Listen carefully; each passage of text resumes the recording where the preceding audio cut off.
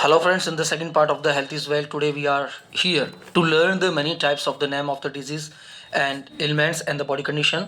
And today we will able to learn the many types of the disease which are hearing by us. हम बहुत सारी बीमारियों के नाम सुनते हैं और उन बीमारियों के नाम हम हिंदी में जानते हैं, लेकिन हम उन्हें इंग्लिश में नहीं पहचान पाते हैं। ईश्वर ना करे कभी डॉक्टर से सामना हो, लेकिन फिर भी अगर कभी हम किसी डॉक्टर के सामने जाते हैं तो हम उन समस्याओं को या उन प्रॉब्लम्स को एक्सप्लेन नहीं कर पाते हैं जो बीमारियां डॉक्टर के द्वारा बताई जाती है। तो चलिए आज के इस वीडियो में सेकंड पार्ट में हम लोग सीखेंगे कि किन बीमारियों का नाम सामान्य दशाओं में लिया जाता है और उन्हें इंग्लिश में किस नाम से जाना जाता है। लिखिए, शीत ज्वर, ऐसा बुखार जो ठंड लगकर आता है। ऐसा बुखार जो ठंड लगकर आता है उसे इंग्लिश में कहा जाता है एग्यू, AGUE। शीत ज्वर, ठंडा बुखार, एग्यू, AGUE। नेक्स्ट लिखिए, उबासी लेना, जिसे हिंदी में कहा जाता है जम्भाई, उबासी, यॉनिंग, YAWN, ये इसका प्रॉपर वर्ड है। इसको ING के साथ भी बोला जा सकता है, यॉनिंग। सामान्य बुखार, सामान्य बुखार को इंग्लिश में कहा जाता है फीवर। सामान्य बुखार को इंग्लिश में फीवर कहा जाता है।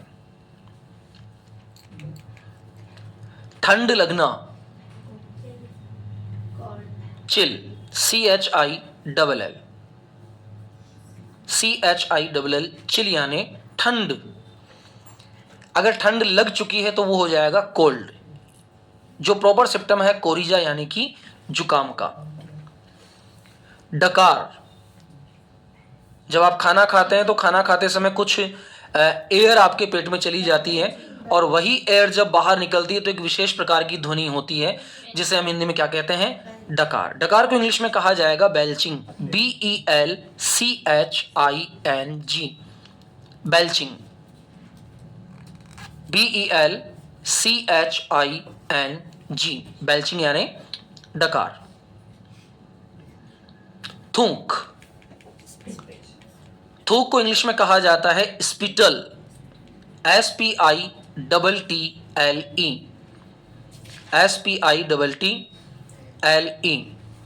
कई बार इसका टेस्ट होता है तो डॉक्टर आपसे कहता है कि स्पिटल टेस्ट करवा के आओ। अब स्पिटल टेस्ट जो होता है वो सेलिवा का भी होता है, जो लार होती है, और स्पिटल का भी यानी कि थूक का भी टेस्ट होता है। दमा एक बीमारी है जिसमें सांस लेने में दिक्कत आती है। दमा, दमा को इंग्लिश में कहा जाता है asthma, ASTHMA, asthma, ASTHMA, asthma, asthma यानी कि दमा। दर्द, पेन। अच्छा ध्यान दीजिए, दर्द दो प्रकार के होते हैं। वैसे तो जिंदगी में बहुत सारे दर्द होते हैं, लेकिन विशेषतया दर्द दो प्रकार के होते हैं। पहला दर्द जिसको हम कहते हैं पेन, और दूसरा दर्द जिसको कहा जाता है एक। अच्छा, एक कहाँ कहाँ होता है? एक हमारे शरीर में केवल 3 जगह होता है। पहला सिर में, सिर में होने वाला दर्द कहलाता है हेड एक, इसलिए इसको प्रॉपर कहा जाता है हेड एक। दूसरा दांत में होने वाला दर्द कहलाता है टूथ एक। तीसरा पेट में होने वाला दर्द कहलाता है स्टमक एक। तो स्टमक यानी कि पेट, पेट में होने वाला दर्द क्या कहलाएगा? स्टमक एक। आप ऐसा नहीं कह सकते कि स्टमक पेन हो रहा है, स्टमक एक। दांत में दर्द हो रहा है तो आप ये नहीं कहेंगे कि दांत में पेन हो रहा है, दांत में पेन नहीं होता है, एक होता है, तो हम क्या कहेंगे? टूथ एक। और सिर में अगर दर्द हो रहा है तो आप ये नहीं कहेंगे कि मेरे हेड में पेन हो रहा है, आप कहेंगे I am suffering from headache या आई एम फीलिंग हेडेक। अभी हेडेक कई प्रकार के हो सकता है, माइग्रेन भी हो सकता है, नॉर्मली भी हो सकता है, लेकिन सिर में होने वाला जो दर्द होता है वो हेडेक, दांत में होने वाला दर्द टूथ एक, और पेट में होने वाला दर्द स्टमक एक। ये तीनों लिखवाए जाएंगे भी आपको, ठीक है। सिर का दर्द हेडेक, HEADACHE, HEADACHE, हेडेक। पेट का दर्द स्टमक एक, STOMACHE,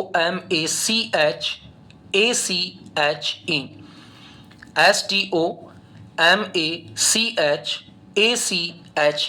स्टमक एक। तो स्टमक एक का मीन क्या हो जाएगा?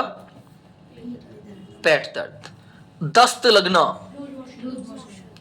Loose motion, LOOSE loose, MOTION motion, loose motion. अच्छा, एक विशेष प्रकार की बीमारी होती है, इसमें एक जगह बहुत ज्यादा खुजली चलती है कहीं भी शरीर में, और वहां एक दाग या धब्बा हो जाता है, और उस धब्बे के अंदर स्किन इकट्ठी होना शुरू हो जाती है। उसे हिंदी में कहा जाता है दाद। हिंदी में क्या कहते हैं? दाद। और इसको इंग्लिश में क्या कहा जाएगा? Ring worm. Ring worm, RINGWORM, ring worm. दुबला व्यक्ति, जो बहुत ज्यादा दुबला पतला हो, लीन, LEAN, लीन। स्लिम तो वो होता है जो पतला होता है, दुबला नहीं होता है। स्लिम मतलब जिसका बॉडी जो है, जिसकी बॉडी जो है वो सामान्य से पतली हो। लेकिन लीन उसे कहा जाएगा जिसके हड्डियों को आप देख सकते हो, स्किन जो होती है वो पूरी तरह से बोन्स पर चिपकी हुई होती है। तो ऐसा जो बिल्कुल दुबला पतला होता है ना, जैसे अभी इशिता है, इशिता को हम लीन नहीं कहेंगे, स्लिम कहेंगे। पूर्वी स्लिम है, विष्णु स्लिम है, ये स्लिम कंडीशन है, लीन नहीं है। लीन ऐसा होता है जो बहुत ज्यादा दुबला पतला हो जाता है, जिसको मेडिसिन लेने की नीड पड़ती है, क्योंकि ये बीमारी है, लीन। नेक्स्ट लिखिए, उन्माद।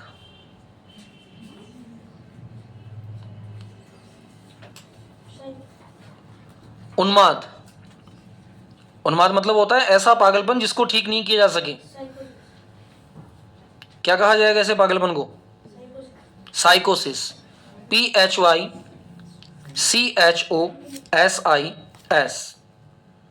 PHYCHOSIS, साइकोसिस।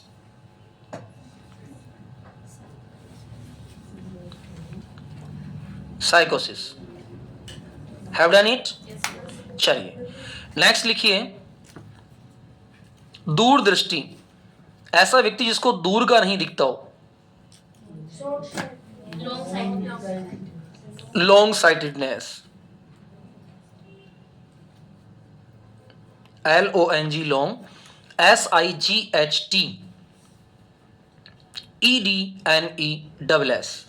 Long sightedness. नेक्स्ट लिखिए, नक्सीर। आज मुझे किसने पूछा था आते ही सर नक्सीर को? हाँ, अनु ने पूछा था आज मुझे कि सर नक्सीर को इंग्लिश में कहा जाता है एपिटैक्सिस। नक्सीर, नक्सीर जानते हो ना? कान से खून आता है ना? नाक से। अच्छा, नाक से आता है क्या? चलो फिर तो पता है भाई, नाक से खून आता है। नक्सीर, नक्सीर को इंग्लिश में कहा जाता है एपिस्टैक्सिस, EPISTAXIS,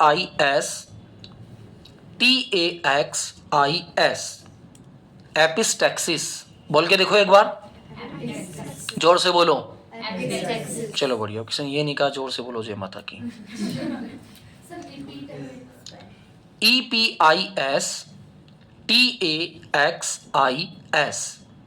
एपिस्टैक्सिस। जिसको इसके प्रोनाउंसिएशन में दिक्कत है वो प्रोनाउंसिएशन साथ लिख सकता है, क्योंकि ये बीमारियां हैं। और आपको अक्सर दुनिया में बहुत सारे लोग ऐसे मिलेंगे अपने आस पड़ोस में जो किसी ना किसी डिजीज के बारे में आपसे बात करेंगे। अरे यार, हमारे पड़ोस में एक लड़का है, उसकी नाक से पता नहीं ब्लड आता है, पता नहीं कौन सी बीमारी है यार। अब आप कहेंगे कि नाक से खून आ रहा है, इसका मतलब ये एपिस्टैक्सिस है। अच्छा, नाक से खून नेचुरल तरीके से आता है तो एपिस्टैक्सिस है। किसी ने मार दिया हो, हड्डी वड्डी टूट गई हो, फिर खून आ रहा है, फिर आप कह रहे हो कि नहीं मैं जानता हूँ, सर ने पढ़ाया था, मैं तो एपिस्टैक्सिस है ना। हाँ, उसको डॉक्टर के पास ले जाने की आवश्यकता होती। कोई गिर जाए, कोई बच्चा गिर जाए, नाक में चोट लग जाए और फिर रक्त आ रहा हो, तो वो एपिस्टैक्सिस नहीं है। गर्मी के कारण अथवा किसी कारण से नाक से ब्लड आ रहा है तो वो एपिस्टैक्सिस होता है, अपने आप आता है बिना चोट के। अगर चोट के आ रहा है तो वो तो हर्टिंग कंडीशन हो गई, फिर तो डॉक्टर को दिखाना ही है। नेक्स्ट, निद्रा रोग, सॉरी, नस चटकना, मोच। इसको क्या कहा जाता है? मोच आना या नस चटकना। इसको इंग्लिश में कहा जाता है स्प्रेन, SPRAIN, स्प्रेन। स्प्रेन यानी मोच कान। अच्छा, मोच कहाँ आती है? कान में? अच्छा, पैर में आती है क्या? हाँ, ये भी ध्यान होना चाहिए ना कि बीमारी होती कहाँ है?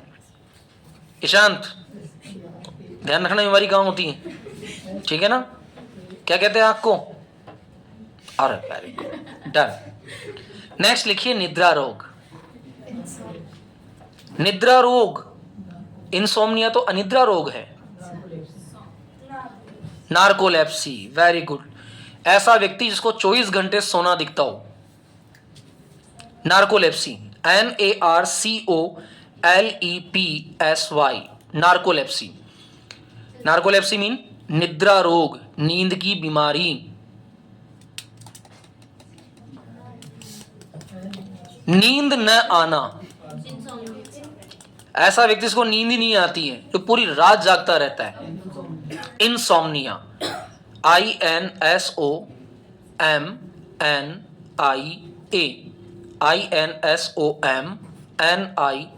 इंसोम्निया। तो इंसोम्निया का मतलब क्या हो जाएगा? नींद ना आना। नेक्स्ट लिखिए आप पथरी, स्टोन। पथरी कहाँ होती है? सिर में और किडनी में और लीवर में और इंटेस्टाइन्स में, इन सब में पथरी हो जाती है। पसीना, पथरी सामान्य सी बीमारी है जिसके अंदर हम जितनी मिट्टी खाते हैं उतनी पेट में जम जाती है। हमारी बॉडी में नेफ्रॉन्स होते हैं जो पानी को छानने का काम करते हैं और जिससे हमारी यूरिन बनती है, पेशाब जो बनता है। तो ये जो थैलियाँ होती है, इन थैलियों के अंदर जब हमारे द्वारा खाए जाने वाली चीज़ या पी जाने वाली चीज़ जब छनती है तो इनमें हल्की हल्की मात्रा में मिट्टी होती है। जैसे आप पालक खा रहे हो, पालक को कितना भी धो लो उसमें मिट्टी के कण रहेंगी। आप कोई ऐसा जूस पी रहे हो, आप कोई ऐसी चीज़ खा रहे हो, या बचपन में बहुत सारे बच्चे होते हैं जो बड़ता खाते हैं, चौक खाते हैं, कोयला खाते हैं, पेंसिल खाते हैं, तो इनसे छोटी छोटी मात्रा में मिट्टी के कण हमारे पेट में जमते चले जाते हैं। अब जितना वेस्टेज हमारी बॉडी बाहर निकाल सकती है उतना तो निकाल देती है, लेकिन कुछ कण ऐसे होते हैं जो हमारे अंदर इंटरनल जो लिम्स होते हैं, अंग होते हैं, उनमें किसी ना किसी जगह वो जमना शुरू हो जाते हैं। अब जमने की ये जो प्रक्रिया होती है, ये जमने की प्रक्रिया लगातार चलती रहती है और ये इस लेवल पर आकर जम जाती है कि हमें इस बात का पता भी नहीं चलता है कि जो वेस्टेज है वो क्या बन गया है, स्टोन बन गया है। ये होती है पथरी की बीमारी। नेक्स्ट लिखिए पसीना, स्वेट। नेक्स्ट लिखिए पागल, mad, MAD, mad, MAD, mad, mad यानी पागल। नेक्स्ट लिखिए पागलपन। एक तो होता है पागल, एक होता है पागलपन। पागलपन को इंग्लिश में कहा जाएगा ल्यूनेसी, LUNACY। हाँ बेटा, आपने तो क्रेजी बताया था। क्रेजी पागलपन वो किसी चीज के प्रति होता है, ये पत्थर फेंकने वाला होता है। नेक्स्ट लिखिए मवाद।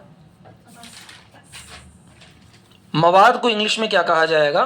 पस, PUS, पस यानी मवाद। नेक्स्ट लिखिए पेचिस। ये गंदा पानी पीने की वजह से, गर्मी की वजह से, गंदा खाना खाने की वजह से पेट में हो जाता है पेचिस। पेचिस को इंग्लिश में कहा जाता है dysentery, DYSENTERY, DYSENTERY, dysentery. Next लिखिए प्रदर। प्रदर को इंग्लिश में कहा जाता है लिकोरिया। ये महिलाओं में होने वाली बीमारी है, leucorrhoea, LEUCORRHOEA,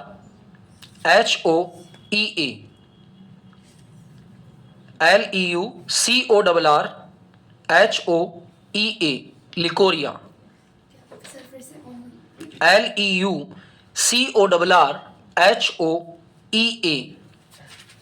leucorrhoea.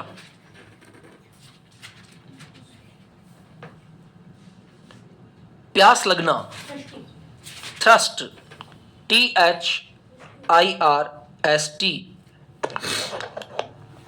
Thrust. Thrust का मतलब होता है प्यास लगना। नेक्स्ट लिखिए मुहासा हो जाना, मुहासा, फुंसियां हो जाना, मुहासा हो जाना, क्या कहा जाएगा? Pimple, PIMPLE, pimple. नेक्स्ट लिखिए फोड़ा, बड़ी फुंसी हो जाना, फोड़ा।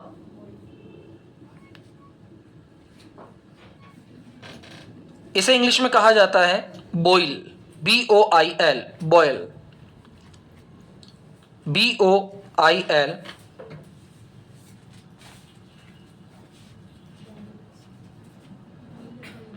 BOIL,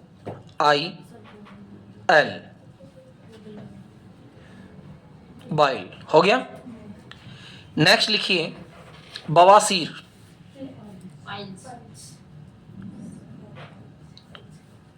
बवासीर, बवासीर को क्या कहा जाएगा? पाइल्स, PILES, पाइल्स यानी, दैट्स वेरी गुड। नेक्स्ट लिखिए मधुमेह, मधुमेह को इंग्लिश में क्या कहा जाएगा? Diabetes, DIABETES,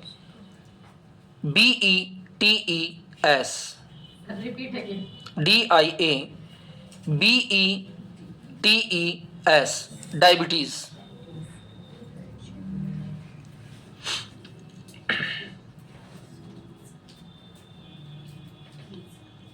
diabetes.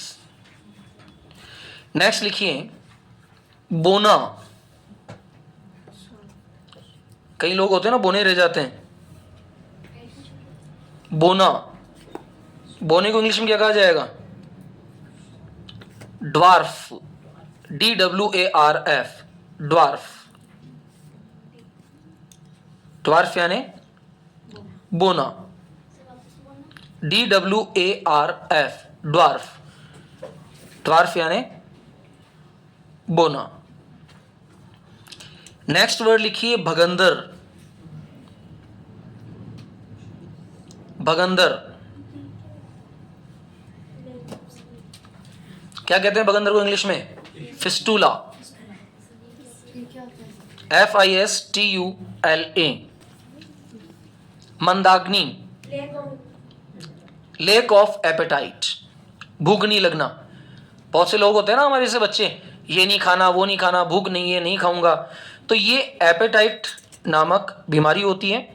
Lake of appetite, LAC lack, OF of appetite, APPETITE, APPETITE, appetite. Next कब्ज आपने लिखी दी थी, कॉन्स्टिपेशन। नेक्स्ट लिखिए मस्सा,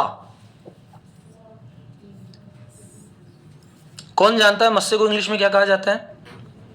वार्ट, मस्से हो जाते हैं ना जगह जगह, वार्ट, वार्ट यानी मस्सा।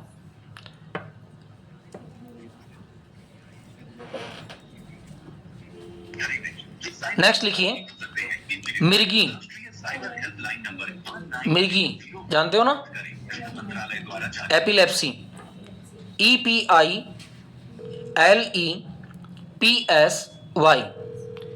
EPILEPSY,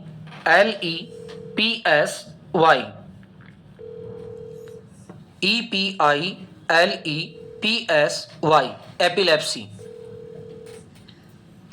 नेक्स्ट लिखिए मोतियाबिंद, थके तो नहीं ना आज? मोतियाबिंद फटाफट से लिख लो, 10 12 15 और है, फिर अपना हेल्थ इज वेल्थ स्टार्ट हो जाएगा। मोतियाबिंद, क्या कहेंगे मोतियाबिंद को? Cataract, CATARACT, CATARACT, cataract.